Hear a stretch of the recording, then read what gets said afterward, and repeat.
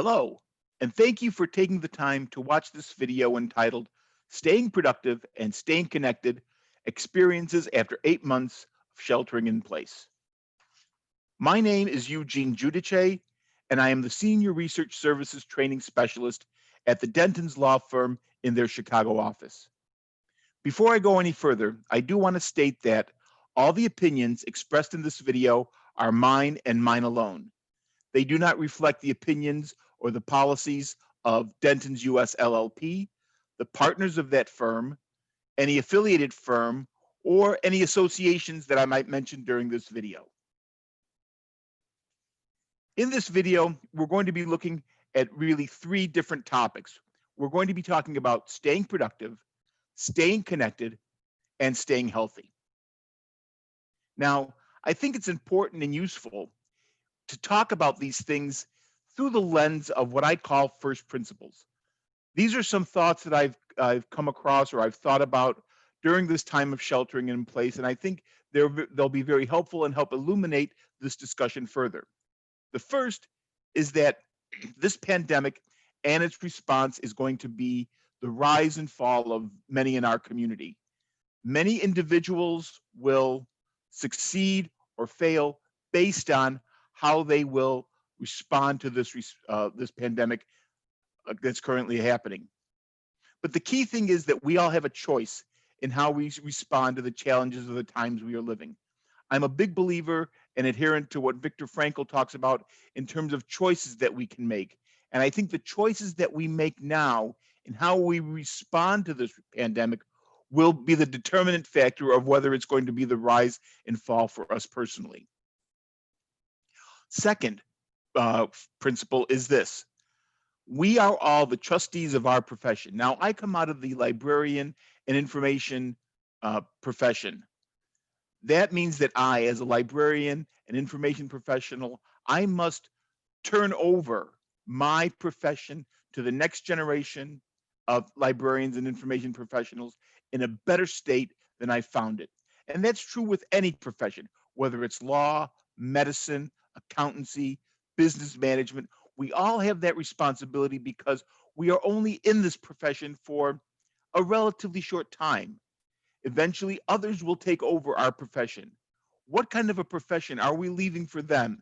How we respond to this pandemic is going to be a determinant factor of how we turn over the profession to them. And then we all have wisdom to share. During this pandemic, you can talk to 10 different people and you can get 10 different sets of experience. I come from an experience with my wife and I and working at home. We don't have the concerns of childcare and elder care that many individuals do. We don't live alone. There's a lot of problems with isolation, so we don't have that experience. But I do believe that each individual's response to this pandemic is something that can be shared and that there's wisdom there that's valuable for everybody. So let's get started. Let's talk a little bit about staying productive. Staying productive, first off, means having a workspace, an environment where you can work and be productive. Let me share some things that I've learned. The first about having a productive workspace is something as simple as a chair. When my wife and I first started working from home, we set up our office in the dining room, and I was sitting on a dining room chair. Now, let's face it, dining room chairs, they're very great to look at, and they make for great seating at dinner, but to spend 8 hours on a dining room chair trying to work, that ain't cutting it, at least not for me. That's when I started to use this exercise ball as a way to not only sit, but sit in a healthy and an upright fashion that's going to make me more productive. Again, sitting on the ball was great, but I don't think sitting on a ball for 8 hours is a comfortable or a productive way to be. Eventually, we bought a second office chair that my wife uses. So now I will oftentimes swap between the desk chair here and the ball, depending on how I'm feeling that day. That simple movement, the change of seating to something that's a little more comfortable at the moment is one way to help stay productive. Next is technology. Technology is becoming the the overarching consideration for how we stay productive. In my office, I have two monitors, and that was a real handicap for me when we started to go into shelter in place. Because in our home, I only had one extra monitor. But I remembered one of the attorneys in my firm, he used a TV. He bought a TV with a HDMI port, and he uses that as a monitor. And I took that learning, I took that wisdom from him, and now my wife and I both have two monitors, which makes being productive, being functional a lot more easy throughout the day. Again, I didn't have to go out and buy a second monitor. I was able to use a TV that I had in my home that had the HDMI connection, and I was away to the races. And the last thing, and I think maybe the most important thing is that my wife and I work in an environment where there's a lot of natural light coming in from the outside. It makes for a cheerier day. It makes for at least you can tell what time of day it is. It's not like you're holed up in some basement without windows. And it also makes it easier to stay connected to the people in the neighborhood. I can see people walking past, tap on the window and wave. That's another thing we're talking about staying connected with each other, staying connected to the community. But again, having a nice window to look out of really helps in being more productive. Now we're going to talk a little bit about something slightly different, not necessarily things that you have, but rituals, things that you do every day as part of your day. I know for me, being productive means getting up at the same time roughly every day, showering, getting dressed and ready for the day. Now, some people like the idea of working in their PJs, and that's okay because that works for them. For me, that wouldn't work well. But now I get up, I shower, I get some exercise in a few mornings a week, a few mornings every week, and I'm ready for the day. But we also do some other things, some little things that are more or less like creature comforts to make the day more productive. The first thing is the bees. Always got to have the bees on the windowsill. These are just two simple dollar store bees that have a photo cell, and you can see the bees moving up and down. And it's something that my wife and I look at throughout the day. We say, what are the bees doing if it's a bright sunny day? And it gives us a little enjoyment. Again, it's a ritual. It's something that we do every day, that we enjoy, that I enjoy, that helps you stay productive. The second thing is the use of the pom poms. My wife and I have these pom poms on our dining room table, and we each use them to celebrate each other's victories, to celebrate something that the other person did well. And again, it makes for a productive day because it's an opportunity to acknowledge the other person, to acknowledge their work, their value, the value that they're delivering to their constituencies. And then finally, there's always the weather report. In our home, we have a small weather terminal. And every day, it's my responsibility to read out the temperature and the humidity and the barometric pressure. Now, obviously, with a window, to my immediate right, I can see what the weather looks like. But it's just a small ritual. It's something that we do, that we look forward to, that reminds us that of the day and of the bigger things that are going on outside the world. We have other rituals that we celebrate, such as every Friday is music day. We actually have music playing in the house while we're working on Friday. Fridays also the day for a special lunch. We go out and we bring in something for lunch on Friday, sort of as a capstone of the week. All these little rituals that you do make the time that you're working and sheltering in place less of a sort of a Groundhog Day experience. It gives you an opportunity to change things up for the day, make it a little different, make it more productive for yourself.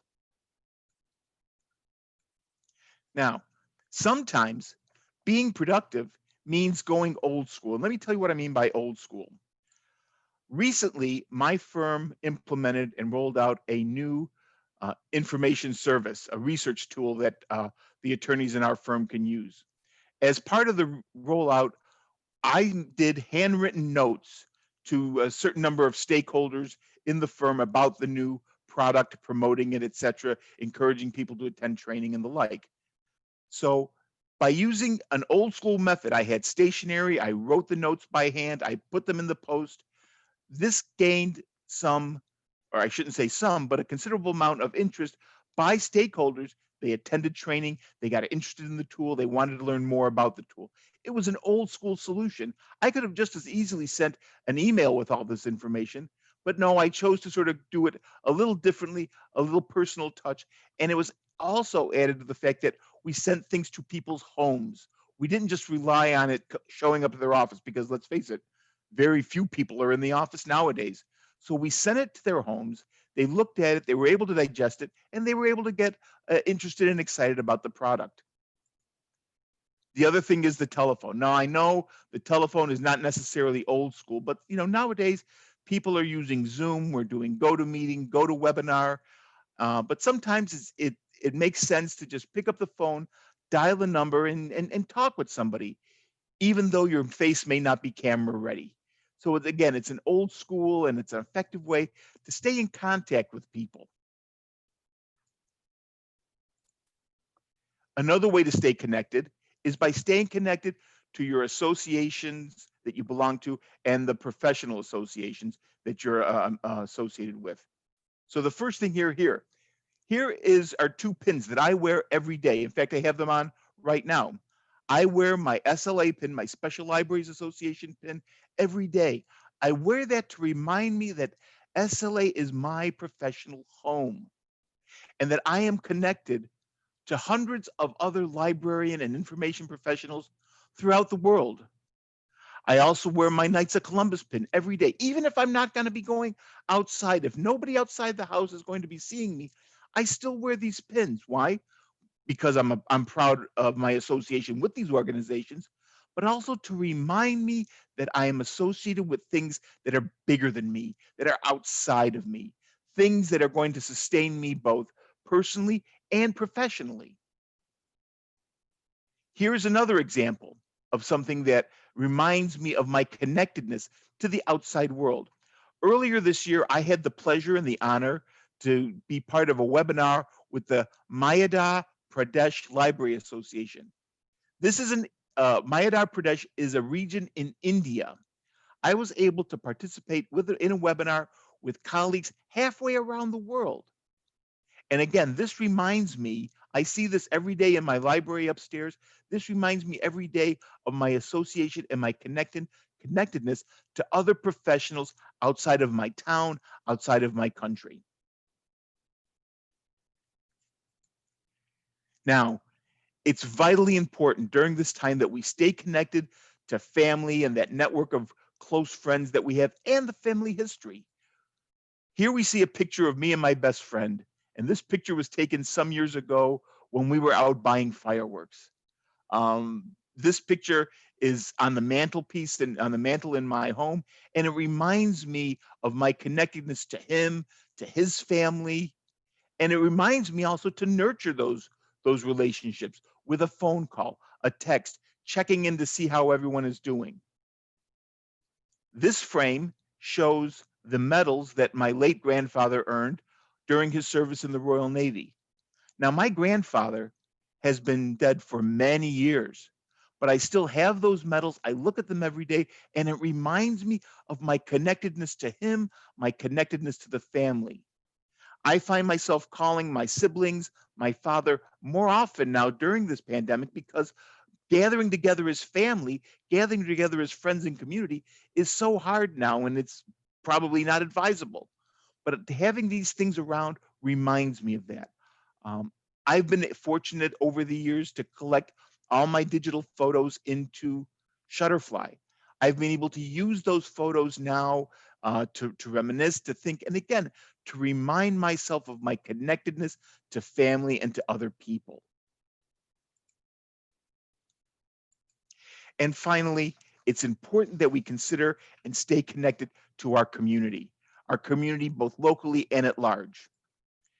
Right now, it's not a good time to be going out and dining in a restaurant. But that doesn't mean we can't go and buy a gift card from a local restaurant that's owned by people that we know. These are two gift cards that my wife and I recently purchased from two restaurants in our area. These are people that you see in the street, you see at the grocery store, you see um, as you're going to the train every day. These are people in your community, and a lot of them are hurting. A lot of these independent restaurants, they're hurting because of the lack of the ability to actually have people come in and sit down. Now, maybe you always don't want to be eating out, but you can buy a gift card. That gives them, the restaurant, some cash flow now, and then later on when things change, you can go use the gift card, enjoy the meal at the restaurant. Another thing is independent grocery stores. Now there are chain grocery stores very close to my home, and they provide a great service, and the people working them are really truly first responders. They've been working right through this pandemic, keeping shelves stocked, etc. But I also want to encourage you to go and visit the independent grocers and delis in your area. This is a picture of a run, for want of a better word, that my wife and I made to a place called Frankie's Deli. Now, Frankie's is about 30 to 35 minutes from my house, but we know the food, and we need institutions like this to continue once the pandemic is over. We want these places to stay open. So that means that we have to find ways, creative ways of patronizing them now, whether that means going and make a grocery pickup or buying a gift card. If these institutions um, go under during the pandemic, our communities are going to be diminished. And again, it's important, and it's part of our responsibility in staying connected to our community to help these institutions as much as they can. And finally, we have to stay connected to each other. Now, during this time of pandemic, I have taken it upon myself to send out a daily inspirational email every Monday through Friday. I find a quotation from some famous person. I provide the quotation and some thoughts that I have on it. I'm not saying these thoughts are the greatest thing since sliced bread, but it's a way for me to actually share something of myself with others. They can have an opportunity to think about it, ponder it, maybe reflect on it, pass it along to somebody else, and create a connection for them. The other thing that I'm doing is I have a Zoom coffee break every Wednesday, 11:30 a.m. Central Time, that I host this Zoom coffee break. Now, I know people are making a lot of jokes about their Zoom fatigue and Zoom overload, but it's a way for us to at least get eyes on each other and to be able to connect and find out when people are hurting, when people are in need. Um, you build community that way. I have a community now of the Wednesday coffee break, and new people are coming in, and people stop by. Some people haven't been able to come for a while, etc. We don't talk shop.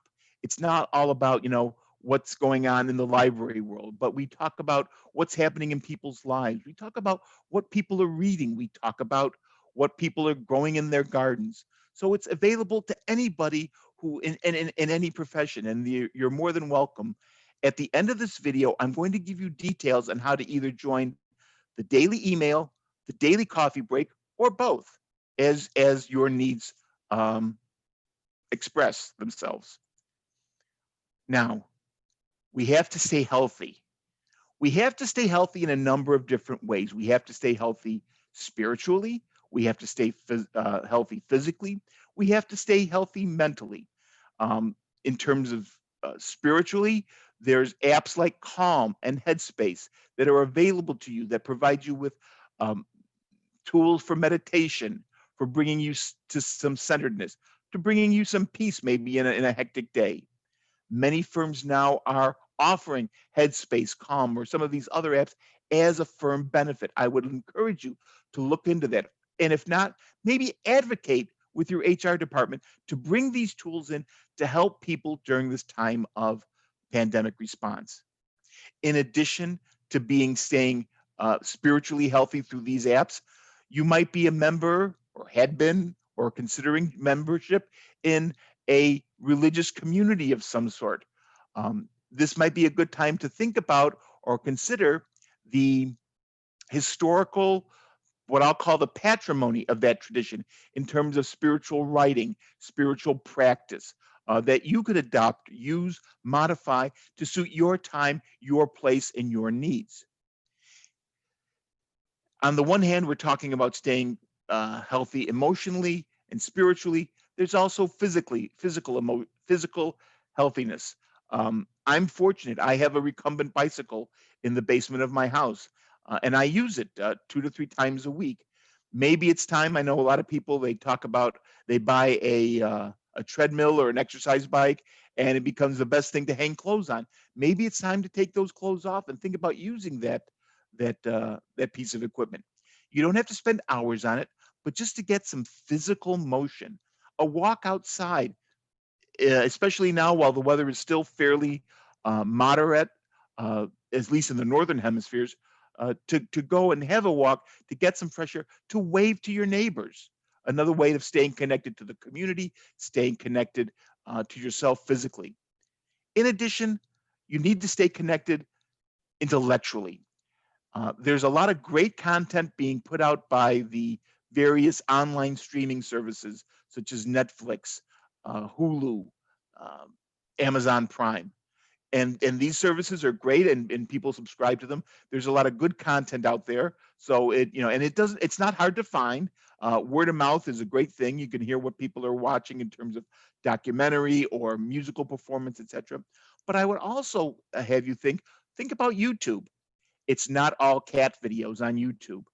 There are a number of different purveyors of short documentary, nonfiction type of products that you could use. For example, uh, uh, Wendover Productions. They produce short videos on different aspects of modern life. For example, I'm watching one now about life at the South Pole. What's it like to be living at the research station at the South Pole? How does that all work? I don't know. It's curious. Something just to feed the curiosity. For those of you who, like me, might be military history buffs, Mark Felton Productions always has very interesting uh, videos on various aspects of the conflicts in our modern age. And then finally, if you're a travel person, there's Gary Bembridge's Tips for Travelers. Now, let's face it, people really shouldn't be thinking about traveling at this time. But maybe, again, as a way to stay healthy emotionally and intellectually, we have some of these sort of what I'll call aspirational types of products that we look at, because there's going to come a day when we're going to want to travel. We're want to actually want to get out of the house.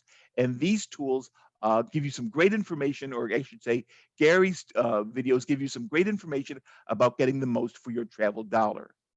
So again, there's a lot of opportunities for entertainment. There's also the good old fashioned book, that thing with paper between two hard covers. A lot of good things still being published in print.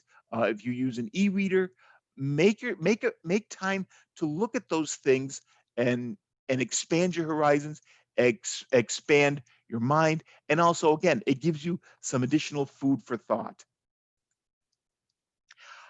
Here are some additional websites that you can look at if you're looking for other free apps that talk about home fitness or meditation apps that can help you. So here are some links that you can check out to get some additional sources and resources in that respect. I'd like to share with you one final thought, and I saw this meme on Facebook earlier today, and it covers a lot of the things that we've talked about, or I've talked about, but it just shows you the importance of self-care during this time of pandemic response. And it's really, paying attention to well-being, doing things like making sure you're taking your medication, drink plenty of water. I'm a big proponent of San Pellegrino, so here's an ad for San Pellegrino. Um, Clean one thing or a space. I found that when my workspace is a lot less cluttered, I get things done a lot easier and a lot quicker. Reach out to another human being outside your home. Pick up the phone, write a letter, send an email. And then last but not least, we all have to have a good sense of humor. Make sure you get one laugh at every day. Find something that you'll chuckle at. It could be something as corny as a dad joke, or something you see like in the comics, or something that you've read. Maybe you revisited it from years ago that gives you a good laugh. Anything that's going to create that little chuckle or maybe a big belly laugh is just going to be the medicine that you need at that moment. As we wrap up, I do want to remind you about the excuse me. There we go. There we go. I want to remind you about the daily emails that go out Monday through Friday. Sometimes they're earlier in the morning, sometimes they're later in the day. Um, if you would like that, all you have to do is send an email to me to one of those email addresses there, and I will get you on that list. Also, the Zoom coffee break occurs every Wednesday at 11:30 a.m. Central Time here in the U.S. If you'd like to get on that distribution, I will again just send me an email to one of those email addresses, and I'll be more than happy to get you on that list. So, with that, I want to thank you for taking the time to watch this video with me. I wish you best of success in your professional endeavors. I hope you stay safe, stay healthy, stay productive, and stay connected. Thanks. Bye-bye.